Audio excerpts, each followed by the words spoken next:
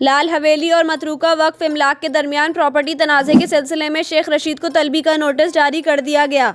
Administrator वक्फ इमलाक तनवीर अहमद ने शेख रशीद को तलबी notice जारी किया है, जिसमें लाल हवेली के 7 मुख्तलिफ यूनिट्स के हवाले से दायर अपील के सिलसिले में शेख रशीद को तलब किया गया है।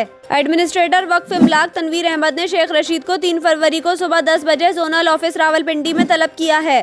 दूसरी जानिब शेख रशीद ने डिप्टी एडमिनिस्ट्रेटर की कार्रवाई और फैसले के खिलाफ अपील दायर कर रखी है।